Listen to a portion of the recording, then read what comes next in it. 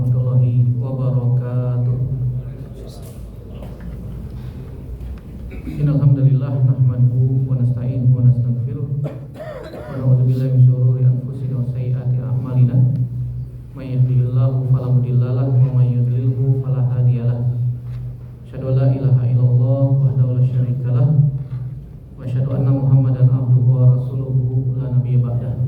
Ya ayyuhalladzina amanu taqullaha haqqa tuqatih wa la tamutunna illa wa antum muslimun. Amma ba'du, fa inna sahihal hadits kitabullah wa khairal hadi Muhammadin sallallahu alaihi wasallam, syarrul umuri muhdatsatuha wa kullu muhdatsatin bid'ah wa kullu bid'atin dhalalah wa kullu dhalalatin finnar. Alhamdulillah, alhamdulillah, segala puji hanya milik Allah Subhanahu wa taala yang kembali mempertemukan kita untuk melanjutkan pembahasan al-usul as-salasah, fondasi dasar yang wajib diketahui oleh setiap muslim, yang akan ditanya oleh malaikat munkar dan nakir di alam barzakh, di alam kubur. Dan kita sudah bahas mengenai mengenal Allah Subhanahu wa taala, kemudian mengenal agama Islam dengan dalil. Yang poin ketiga yang ditanyakan oleh malaikat munkar nakir di alam barzakh adalah mengenal Nabi kita Muhammad sallallahu alaihi wasallam. Dan sekarang kita masuk bagian yang keempat dari pembahasan mengenal Nabi sallallahu alaihi wasallam, yaitu hijrahnya Nabi Muhammad sallallahu alaihi wasallam ke Madinah. Tentu saja kita tidak akan bahas dari sisi sejarah, dari sisi sirah, tetapi kita bahas dari sisi akidah. Sebagaimana dikatakan oleh Syekh Muhammad bin Abdul Wahhab bin Sulaiman bin Ali At-Tamimi rahimahullah ta'ala, yang wafat tahun 1206 Hijriah, beliau mengatakan, wa ba'daha umira bil hijrati ilal Madinah wal hijratu faridatun ala hadhil ummah min baladil syirki ila baladil Islam wa hiya baqiyatun ila an taquma as-sa'ah. Wa dalilu qaulu ta'ala, innal ladzina tawaffahumul malaikatu zalimi anfusihim qalu fima kuntum qalu mustada'afin qalu kunna mustada'afina fil ard. Ya, ini kurang. Qalu kunna mustada'afina fil ard qalu alam takun ardullahi wasi'atan fatuhajiru fiha faulaika ma'wahum jahannam wa sa'at masira. Ilal mustada'afina minal rijali wan nisa'i wal wildani la yastati'una hila wa la yahtaduna sabila faulaika asallahu ayyafu anhum wa kana Allahu afuwan ghafura. Wa qauluhu ta'ala, ya ibadi alladzina amanu inna ardi wasi'atun fa iyaya fa'budun. Ya, kata mu'allif rahimahullah ta'ala. Dan setelahnya, maksudnya setelah Nabi berdakwah di Mekah selama 13 tahun, mengajak manusia untuk mentauhidkan Allah Subhanahu wa taala, Nabi SAW diperintahkan untuk hijrah ke kota Madinah. Dan hijrah itu wajib atas umat ini dari negeri syirik menuju negeri Islam. Dan hijrah ini akan senantiasa ada, baqiyatun ila an taquma as-sa'ah, sampai tegaknya hari kiamat. Mana dalilnya? Firman Allah dalam surat An-Nisa ayat 97, 98, 99. Allah Subhanahu wa taala berfirman, innal ladzina tawaffahumul malaika zalimi anfusihim. Orang-orang yang diwafatkan oleh Allah Subhanahu wa taala, orang-orang yang diwafatkan oleh Allah Subhanahu wa taala kemudian dalam keadaan menganiaya diri mereka sendiri, zalimi anfusihim. Kemudian para malaikat mengatakan, fima kuntum, kayak kalian ini dalam keadaan seperti apa meninggalnya? Ya. Kemudian mereka mengatakan, kunna mustada'afina fil ard.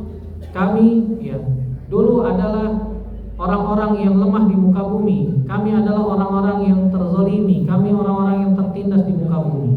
Kemudian malaikat mengatakan, alam takun ardullahi wasi'atan fatuhajiru fiha. Bukankah bumi Allah itu luas, sedangkan kalian bisa hijrah ke negeri yang lain?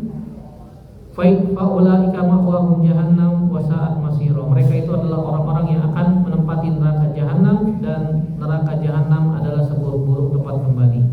Ilal mustada'afin minar rijali wan nisa'i wal wildan, kecuali orang-orang yang lemah dari kalangan laki-laki yang sudah tua atau wanita atau anak-anak kecil, la yastati'una hila, yang mereka tidak ada daya untuk pergi, wala yahtaduna sabila, dan mereka tidak tahu jalan menuju tempat hijrah tersebut. Faulaika asallahu ayyafu anhum. Mereka itu adalah orang-orang yang diharapkan dimaafkan, diampuni oleh Allah Subhanahu wa taala, dan Allah Maha Pemaaf dan Allah Maha Pengampun. Begitu juga firman Allah di dalam ayat yang lain, wahai hambaku, bagi orang-orang yang beriman, Allah Subhanahu wa taala menggunakan kalimat iman. Ya ibadiyalladzina amanu inna ardi wasi'atan fa iyaya fa'budun. Sungguhnya bumiku itu luas, kata Allah Subhanahu wa taala.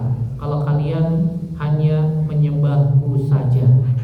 Kemudian mu'allif juga melanjutkan membawakan penafsiran Al-Imam Al-Baghawi. Dalam tafsirnya Al-Imam Al-Baghawi mengatakan sababun nuzuli hadhil ayah fil muslimina alladzina fi Makkah lam yuhajiru. Ayat ini ya mengajak atau memanggil orang-orang yang beriman, orang-orang yang Islam yang masih berada di Mekah dan mereka nggak bisa hijrah. Allah panggil dengan sebutan iman. Ya ibadiyalladzina amanu, wahai hambaku yang beriman.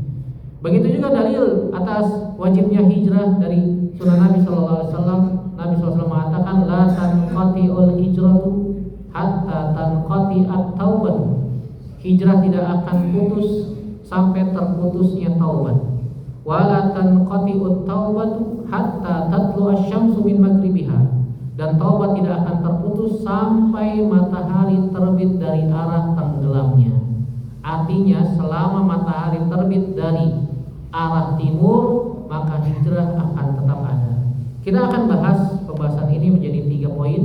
Yang pertama pengertian hijrah, yang kedua barometer negeri kafir dan negeri Islam itu apa, patokannya apa, yang ketiga tentang hukum hijrah. Kita memohon taufik kepada Allah Subhanahu wa taala. Semoga Allah memberikan kepada kita ilmu yang bermanfaat dan bisa mengamalkan ilmu yang telah kita dapatkan. Amin ya rabbal alamin. Kemudian pengertian hijrah yang pertama, poin yang pertama, ya hijrah berasal dari bahasa Arab, berasal dari kalimat hajara yang artinya at-tarku wal intiqal, yaitu meninggalkan, pindah atau memutuskan. Ini secara bahasa. Adapun secara istilah hijrah itu artinya al-intiqal, ya pindah. Kaum muslimin pindah min Makkah ila Madinah, dari Mekah menuju Madinah sebagaimana yang dilakukan oleh Nabi SAW dan para sahabat pada tahun ke-13 kenabian. Dan kita tahu bahwasanya Nabi SAW berdakwah di Mekah selama 13 tahun dan di Madinah selama 10 tahun. Total Nabi berdakwah selama 23 tahun. Di akhir-akhir tahun kenabian, di akhir-akhir fase Makkiyah, Nabi SAW tepatnya di tahun ke-14 kenabian atau di awal Hijriah, Nabi hijrah ke Madinah. Ya.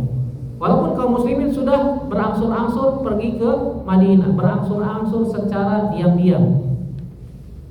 Di antara kaum muslimin yang pertama kali hijrah ke Madinah adalah Abu Salamah. Abu Salamah itu hijrah ketika dimulai tahun ke-7 kenabian.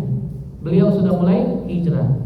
Kemudian diikuti oleh istrinya Ummu Salamah, walaupun dicegat sama orang-orang kafir sehingga batal. Tapi akhirnya Ummu Salamah ikut bisa menemani suaminya ke Madinah. Itu sekitar tahun 7 kenabian ya. Ketika Nabi SAW diboikot oleh orang-orang kafir Quraisy, diputuskan pasokan makan dan minumnya selama 3 tahun. Nabi dan keluarganya, termasuk di dalamnya Abu Thalib, ya. Nabi dan keluarganya serta beberapa sahabat diasingkan di sebuah lembah, diboikot ya, selama 3 tahun. Dari tahun 7 kenabian sampai tahun ke-10 kenabian, sampai Allah Subhanahu wa taala memerintahkan rayap-rayap untuk memakan kertas perjanjian tersebut yang digantung di dalam Ka'bah. Kemudian di tahun 10 kenabian Nabi SAW diberikan informasi melalui Jibril bahwasanya surat perjanjian itu sudah rusak. Hanya tersisa kalimat Bismika Allahumma yang tidak dimakan raya. Sehingga Nabi terbebas dari boikot karena surat perjanjian tersebut dihancurkan oleh Allah Subhanahu wa taala. Di tahun yang sama juga wafat Abu Thalib, wafat Khadijah, istri tercinta Nabi sallallahu alaihi wasallam, dan sudah pernah kita bahas pada pertemuan yang lalu, sehingga Nabi sallallahu alaihi wasallam dihibur oleh Allah Subhanahu wa taala dengan peristiwa Isra Mi'raj. Sampai di tahun ke-13 kenabian, orang-orang kafir Quraisy berkumpul, bermusyawarah bagaimana cara supaya menghentikan dakwah Nabi SAW yang pengikutnya semakin bertambah. Akhirnya mereka kumpul di sebuah tempat yang namanya Darun Nadwah. Darun Nadwah itu dibuat oleh orang-orang kafir Quraisy, tujuannya untuk sebagai tempat ya untuk berkumpul, berbincang, membahas permasalahan-permasalahan tentang Mekah, tentang negeri mereka, dan juga biasa digunakan untuk acara-acara akad nikah. Nah, ketika di tahun ke-13 kenabian mereka kumpul, di antaranya ada Abu Jahal, ada Abu Jahal, ada Abul Bukhturi, ya, yang semuanya memberikan pendapat bagaimana kalau Muhammad kita tangkap saja. Ternyata ada seorang lelaki tua yang terhormat, yang sebenarnya dia adalah iblis. Di dalam kitab-kitab sejarah disebutkan dia adalah iblis. Iblis yang berwujud laki-laki tua yang berwibawa dari Najd, Asy-Syaikhu An-Najdi disebutkan demikian. Kemudian Syekh An-Najdi atau iblis itu mengatakan, jangan, nggak usah ditangkap. Ngapain ditangkap? Kalau ditangkap nanti sahabatnya nanti akan menyerang kita dan dia akan menuntut untuk dibebaskan. Sehingga kalau dia dibebaskan, dia akan menyerang kita bisa kacau karena pengikut Muhammad sudah banyak. Kemudian ada lagi yang memberikan pendapat, ya, Abul Aswad, ya, memberikan pendapat kalau begitu kita bunuh aja, ya. Kalau kita tawan nggak bisa, kita bunuh aja. Jangan kita bunuh langsung, jangan dibunuh dengan satu orang, jangan.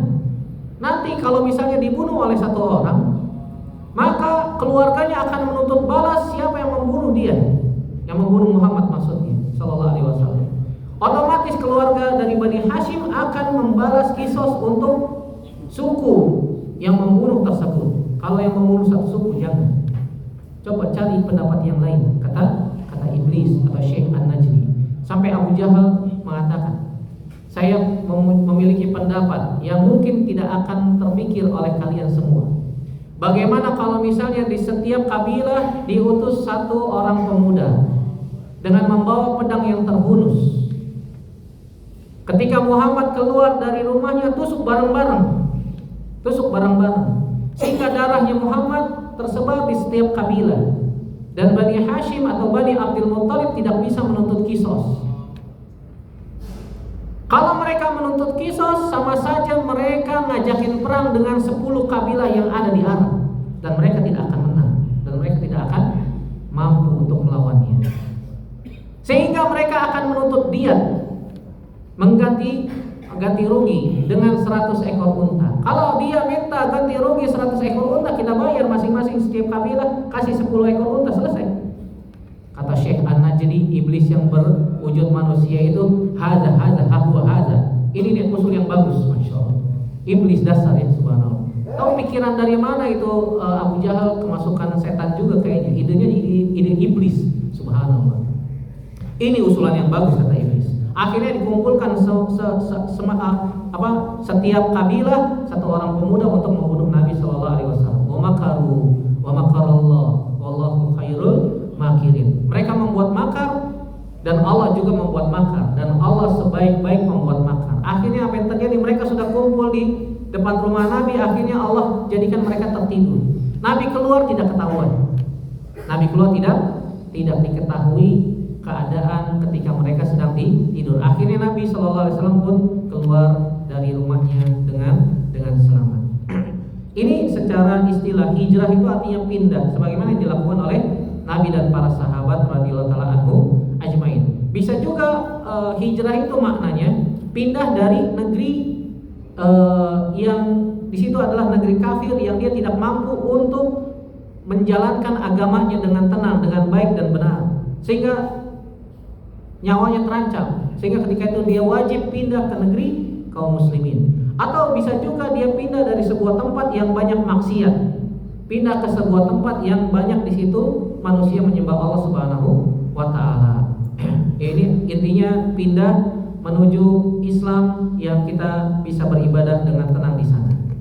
Hijrah dari negeri syirik menuju negeri Islam senantiasa akan ada, baqiyatun ila antaqumas saah, tidak akan terhapus hukumnya. Sebagaimana hadis yang dibawakan oleh muallif rahimahullah taala, riwayat Imam Ahmad dalam musnadnya dan juga riwayat Imam Abu Daud dalam sunannya dari sahabat Muawiyah, dan disahihkan oleh Syekh Albani dalam kitab-kitab yang beliau tulis di antara silsilah hadis sahihah dan yang lain, bahwasanya hijrah tidak akan terputus. La tanqati'ul hijrah hatta tanqati'ut taubah, sampai taubat terputus. Kapan taubat terputus?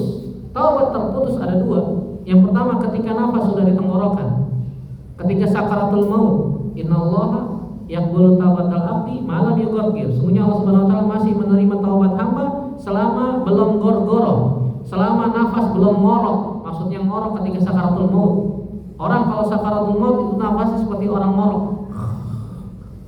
Nah, itu sudah sakaratul maut. Ya. Apakah boleh ditalkinkan, Ustaz? Kalau dia masih bisa ngomong dan bisa ditalkinkan, silakan talkinkan. Kita harapkan kalimat yang terakhir terucap dari dia adalah la ilaha illallah. Kalau dia sudah mengucapkan la ilaha illallah, nggak usah dipaksa lagi. Ucapin lagi. Karena ketika keadaan sedang goro-goro itu keadaan yang sangat berat. Ya, keadaan yang sangat berat. Makanya dijelaskan oleh Syekh Muhammad bin Shalih Al-Utsaimin rahimahullah taala, kalau dia sudah mengucapkan goro-goro, kalau dia sudah mengucapkan la ilaha illallah dalam keadaan goro-goro, dan kita harapkan itu adalah kalimat yang terakhir dia ucapkan, sudah cukup. Jangan dipaksa lagi. Makanya kalau kita mendapati saudara kita sedang sakaratul maut, temani, talkinkan. Sebagaimana Nabi SAW juga berusaha menemani pamannya Abu Thalib di tahun ke-10 kenabian. Nabi katakan, ya ammi qul la ilaha illallah kalimatan ahaju bika indallah yaumil qiyamah. Wahai pamanku, ucapkan la ilaha illallah, kalimat yang aku nanti berhujjah di hadapan Allah Subhanahu wa taala. Di sampingnya ada Abu Thalib, Abu Jahal, ya. Abu Lahab dan konco-konconya sering mengatakan, wahai Abu Thalib, apakah engkau akan meninggalkan agama nenek moyangmu dan mengikuti agamanya Muhammad? Akhirnya diulang lagi sampai 3 kali Nabi berusaha untuk meyakinkan Abu Thalib, tapi ternyata tidak bisa. Akhirnya Abu Thalib mengatakan, ala millati Abdul Muttalib, di atas agamanya Abdul Muttalib. Maksudnya menyembah berhala dan tidak mengucapkan la ilaha illallah. Sampai Nabi SAW pun meminta kepada Allah agar diampuni dosanya, tapi nggak bisa karena dia tidak mengucapkan la ilaha illallah. Akhirnya Nabi minta lagi kepada Allah Subhanahu wa taala agar diberikan azab yang paling ringan, dan Allah kabulkan. Dan ini merupakan syafaat khusus dari Nabi SAW kepada Abu Thalib khusus. Akhirnya Abu Thalib diberikan azab yang paling ringan di dalam neraka. Dan yang kedua, taubat tertutup ketika matahari terbit dari arah barat, ya. Sampai matahari terbit dari arah barat. Adapun hadis yang menyebutkan la hijrata ba'dal fathi, yang diriwayatkan Imam Bukhari dan Imam Muslim, tidak ada hijrah lagi setelah al-fathu. Maksudnya apa? Maksudnya tidak ada hijrah dari Mekah ke negeri yang lain setelah Fathu Mekah. Kenapa demikian? Karena Mekah sudah jadi menjadi negeri Islam. Maka orang yang sudah berada di Mekah tidak wajib lagi, tidak ada lagi hijrah dari Mekah. Sampai hari kiamat Mekah akan menjadi negeri kaum muslimin, ya. Dari tahun ke-8 Hijriah Nabi SAW, ya, melakukan penyerangan ke negeri Mekah. Tahun ke-8 Hijriah, tepatnya di bulan Ramadan tanggal 20. Nabi berangkat dengan 30.000 pasukan. Ya, 30.000 pasukan. Nabi SAW berdoa minta kepada Allah, ya Allah, rahasiakan pasukan ini. Jangan sampai orang-orang Mekah tahu. Sampai Aisyah pun bertanya, wahai suamiku, kita akan jihad kemana? Nabi SAW nggak jawab. Ya. Abu Bakar tanya, wahai Rasulullah, kita akan jihad kemana? Nabi nggak jawab. Akhirnya Aisyah pun pakai senjata rahasianya, senjata rahasianya istri kepada suami, dirayu-rayu. Akhirnya Nabi jawab, kita akan ke Mekah. Tapi jangan bilang siapa-siapa, ya. Bapaknya ngerayu-rayu anaknya Aisyah. Wahai Aisyah, tanya Nabi, kita mau kemana? Kita mau ke Mekah. Akhirnya rahasianya bocor. Akhirnya Nabi SAW kumpulkan sahabat-sahabat. Di antaranya ada Abu Bakar, ada Umar, ada Utsman, ada Ali, ada Abdurrahman bin Auf, Sa'ad bin Abi Waqqas, dan yang lainnya. Kumpul. Kita akan ke Mekah, tapi jaga rahasia ini. Jangan sampai ada yang tahu. Jangan sampai ada yang tahu. Sampai mereka pun berangkat kaum muslimin ke Mekah secara diam-diam, ya. Dan Allah kabulkan sehingga orang-orang kafir Quraisy di Mekah tidak tahu keberadaan pasukan kaum muslimin yang sudah mengepung Mekah dengan 30.000 pasukan. Pasukannya orang Mekah berapa sih? Paling 3.000 sampai 4.000. Bayangin, Pak. Cuma 3.000 sampai 4.000. Itu pun bujuknya lama. Mereka kalau dibujuk untuk perang lama. Kenapa? Karena mereka mengharapkan apa? Dunia. Nanti saya kalau perang, saya dapat apa? Nanti kalau saya mati, ya, istri saya yang jamin siapa? Lama diajak perangnya, sampai seminggu. Kalau diserang dadakan, mereka nggak bisa apa-apa. Ya, ini terjadi tahun ke-8 Hijriah di bulan Ramadan, tepatnya di tanggal 20 Ramadan. Sehingga Maka ketika itu Mekah sudah dikuasai kaum muslimin, sudah menjadi negeri Islam, berhala-berhala dihancurkan oleh Nabi SAW, dibersihkan Ka'bah dari berhala. Adapun hijrah dari negeri lain selain Mekah, negeri kafir ke negeri Islam, ini akan senantiasa terus ada dan hukumnya tidak akan berubah. Nanti kita akan sebutkan poin yang kedua di sini, barometer negeri kafir dan negeri Islam. Ada dua pendapat dalam masalah ini. Pendapat yang pertama mengatakan, jika seorang hakim penguasa di negeri tersebut adalah muslim, maka negeri tersebut adalah negeri muslim. Dan sebaliknya, jika hakim penguasa di negeri tersebut adalah kafir, maka negeri tersebut adalah negeri kafir. Ini pendapat yang pertama. Kemudian pendapat yang kedua membawakan barometer. Yang jadi barometer, yang jadi tolak ukur sebuah negeri itu adalah negeri muslim atau negeri kafir adalah syiar dan amal di negeri tersebut. Bukan pemimpinnya, tapi dilihat dari syiar agamanya. Kalau ternyata negeri kafir adalah negeri yang di dalamnya tersebar syiar kekufuran dengan nyata, dengan terang, dengan jelas, maka itu adalah negeri kafir. Tapi kalau di sebuah negeri tersebar syiar-syiar Islam dengan jelas, dengan bebas, dengan terang-terangan, maka itu adalah negeri kaum muslimin. Kaum muslimin beribadah di dalamnya dengan tenang, tanpa tekanan. Maka pendapat yang kedua ini yang dirajihkan oleh Syekh As-Sa'di dan yang lainnya, bahwasanya barometer tolak ukur sebuah negeri disebut negeri muslim atau negeri kafir adalah syiar dan amal. Alhamdulillah syiar di negeri kita luar biasa, azan berkumandang, dan azan merupakan syiar Islam yang sangat nyata dan sangat jelas. Tidak ada yang kesulitan, tanpa tekanan kita beribadah. Sholat silakan, ya nggak ada sniper ngincar orang yang sholat pergi ke masjid. Kalau yang ada yang pergi ke masjid langsung ditembak, nggak ada. Ya, tidak ada. Kaum muslimin di negeri kita alhamdulillah bebas menjalankan ibadahnya. Kemudian poin yang ketiga, hukum hijrah.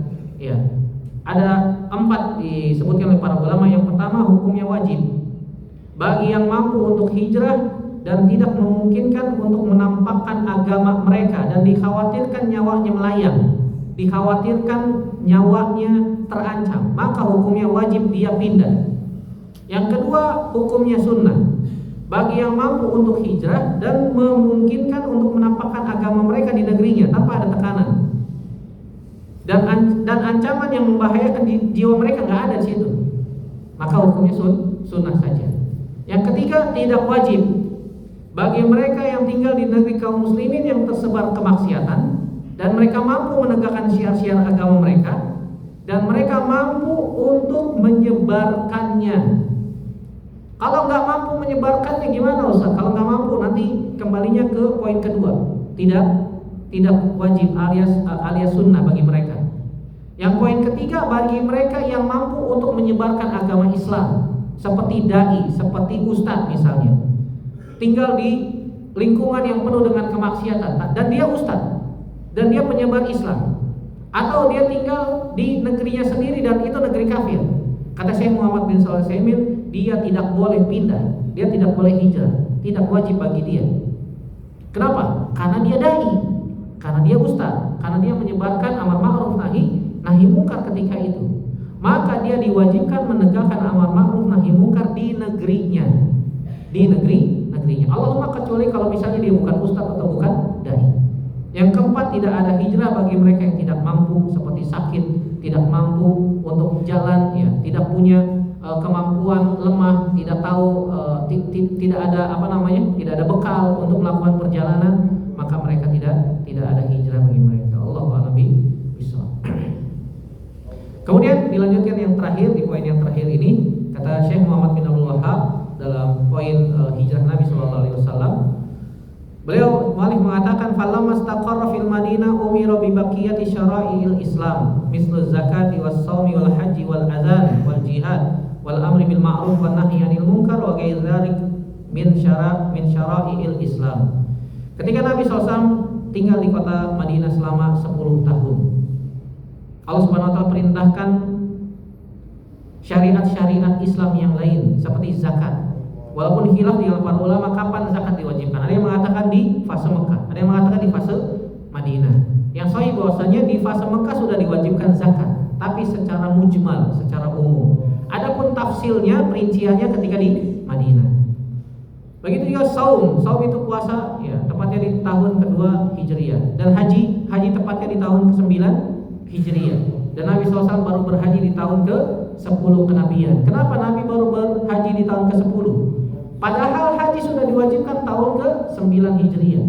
Jawabannya di tahun ke-9 itu disebut dengan Amul Wufud, tahun di mana banyak delegasi duta-duta dari negara lain datang ke Madinah, sehingga Nabi sibuk menerima tamu, atase duta besar, ya, utusan-utusan dari negeri lain ke kota Madinah, sehingga nggak sempat pergi haji.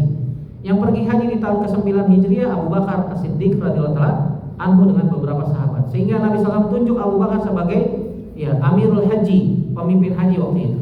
Dan Nabi baru berhaji di tahun ke-10 kenabian bersama dengan 100.000 lebih kaum muslimin yang dikenal dengan istilah Hajjatul Wada. Kemudian azan, jihad, amar ma'ruf nahi munkar juga semuanya diwajibkan ketika di fase Madinah.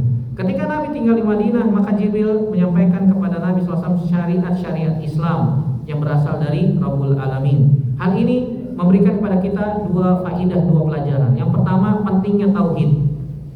Nabi SAW memupuk tauhid 13 tahun di Mekah. Pondasinya ketika sudah kuat, maka diberikan syariat-syariat yang lain. Syariat-syariat lain seperti furu, seperti cabang. Seperti kita membangun sebuah bangunan, maka pondasinya harus kuat. Orang kalau pondasinya kuat, maka akan membangun bangunan itu dengan mudah. Sebagaimana perkataan Aisyah radhiyallahu anha, yang pertama kali diwajibkan kita beriman kepada Allah, mentauhidkan Allah, ya, beriman kepada hari kiamat, beriman kepada hari kebangkitan dan seterusnya. Kalau yang pertama kali diwajibkan oleh Allah Subhanahu wa taala adalah jangan mencuri, maka kita tidak akan pernah meninggalkan mencuri. Kalau yang pertama kali diwajibkan oleh Allah Subhanahu wa taala jangan minum khamar, maka kita tidak akan meninggalkan khamar. Kalau yang pertama kali diwajibkan adalah jangan membuka auratnya, maka kami para wanita tidak akan menggunakan jilbab-jilbab. Kenapa? Karena pondasi imannya belum kuat, sehingga diberikan syariat-syariat yang lain belum siap. Faedah yang kedua, segala sesuatu itu perlu tahapan, perlu step by step, perlu at-tadarruj, perlu bertahap, sehingga dimulai dari yang paling penting, yang paling asas, yaitu tauhid dan akidah yang kuat, sehingga setelah itu berpindah kepada yang lain. Wallahu a'lam bishawab. Ya, masih ada 2 pertemuan lagi terkait masalah ini yang nanti kita akan bahas pertemuan selanjutnya tentang wafatnya Nabi Shallallahu Alaihi Wasallam, dan yang terakhir pembahasan tentang kesempurnaan agama Islam. Semoga Allah Subhanahu Wa Taala memberikan taufik kepada kita semua sehingga kita bisa beragama sesuai dengan apa yang diinginkan oleh Allah Subhanahu Wa Taala dan Rasulnya. Semoga Allah Subhanahu Wa Taala memberikan kepada kita istiqomah di atas Islam, di atas iman, di atas sunnah Nabi Shallallahu Alaihi Wasallam